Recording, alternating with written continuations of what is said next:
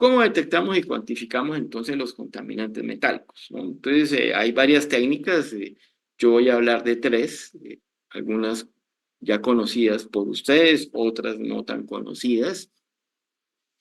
Hay otras, ¿no? Voy a hablar de espectrofotometría ultravioleta visible, de absorción atómica y de métodos electroquímicos, ¿sí? Existen otras como plasma acoplado inductivamente y otras técnicas, ¿no?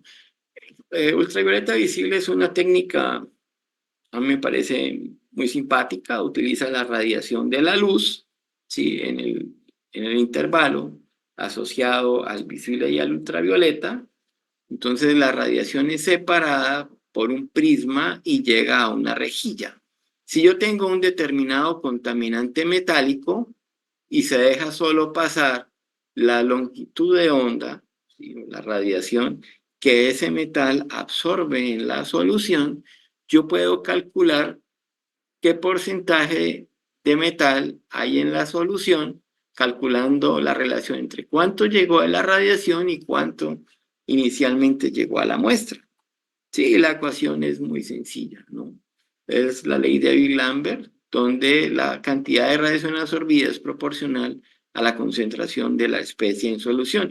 Los equipos han disminuido de costo, hay equipos, digamos, llamémoslo así, un poco más robustos, que son los que hay en empresas grandes o instituciones, pero a veces, digamos, una planta de tratamiento solo necesita chequear, por ejemplo, el contenido de un par de metales y medir el DQO, una medida de la cantidad de materia orgánica. Entonces tienen un espectrofotómetro pequeño y tienen el kit de sustancias químicas para hacer una medición rápida.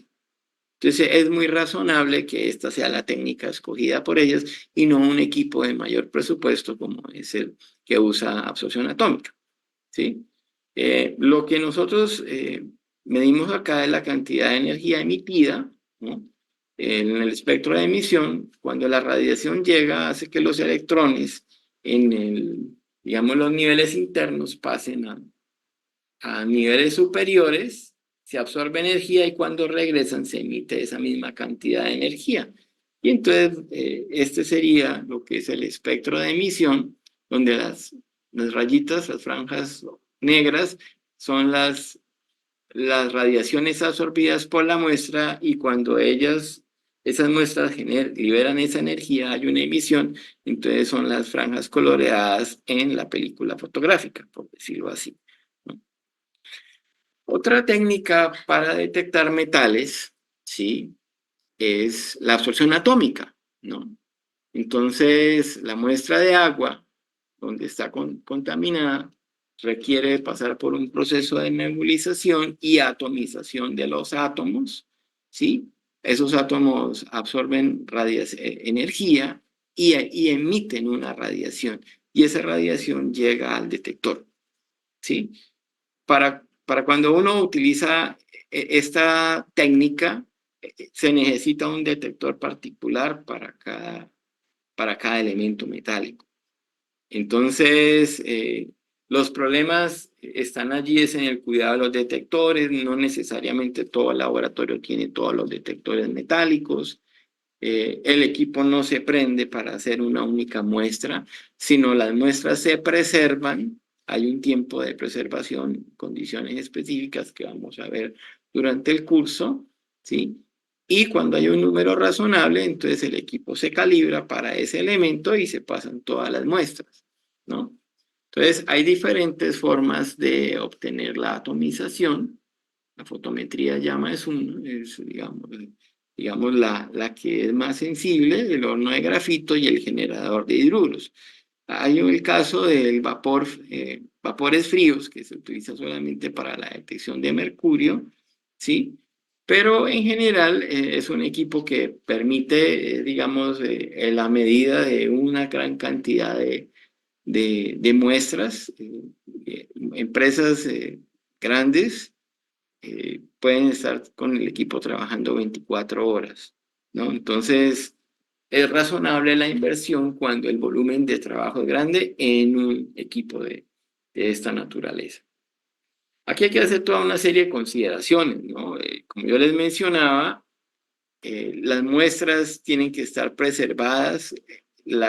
el muestreo tiene que haber sido representativo, la cadena de custodia debe haberse respetado, ¿sí? Cuando se hace el análisis, obviamente hay que hacer una calibración del equipo con muestras patrón para obtener la curva de calibración, y hay un método que se utiliza que adiciona una cantidad del metal en una concentración conocida, que es el metro de adición estándar. Anteriormente en nuestro país se hablaba de el límite de detección, ¿sí? Entonces, detección de cualquier sustancia nosotros podemos detectar, o si la concentración es razonable, pero no necesariamente determinar qué concentración, porque ese es un análisis cualitativo, detectar. Ya la exigencia ahora es el límite de cuantificación. Entonces, trabajar con cualquiera de los equipos, ¿no? El de ultravioleta visible o el de absorción atómica, es importante haber calibrado muy bien el aparato, verificado que está en buenas condiciones, con los mantenimientos que obviamente hay que hacerle cada año para que funcione, y poder reportar cuál es el límite de cuantificación para ese análisis. Con la muestra patrón, nosotros sabemos qué tan cerca estamos del valor exacto, que es lo que realmente se requiere en un análisis analítico, ¿no? Hay otros sistemas de detección de metales, que son los sistemas electroquímicos, ¿no? Entonces, esta es una celda que construimos hace rato. También hay modificaciones de ella que se usan para tratamiento de agua residual, pero esto es una celda que produce energía. Pero las variables que se utilizan para una detección vía electroquímica son, como ustedes pueden apreciar allí, muchas. Durante el curso vamos a ver el efecto de las variables en los sensores electroquímicos, ¿no? Entonces, ¿cuál es la ventaja de esos dispositivos? Solo para que sea fácil para todos. Muy probablemente algunos de ustedes han tenido que hacer un análisis de glucosa en un laboratorio clínico. Entonces, con una gotica de sangre se coloca en una laminita esa gota y se introduce en un aparato que dice cuánta glucosa hay. La respuesta de ese dispositivo, ese número, es una respuesta en corriente que es proporcional a la concentración del analito, en ese caso, en esa gota. Pero si es agua, entonces sería a la concentración del metal en la muestra de agua. ¿Qué ventajas tiene? ¿Sí? Anteriormente los potenciostatos, que son los aparatos que se utilizan, son equipos, digamos, son cajas grandes, ¿sí? Ahora ya hay algunos desarrollos que son USBs, ¿sí? Se pueden acoplar al celular, ¿sí? Y esta laminita se introduce, se conecta al potenciostato. Entonces es un sistema económico, ya los precios son bajos, son sensibles dependiendo del metal. Usted puede determinar partes por millón o partes por billón, inclusive concentraciones menores.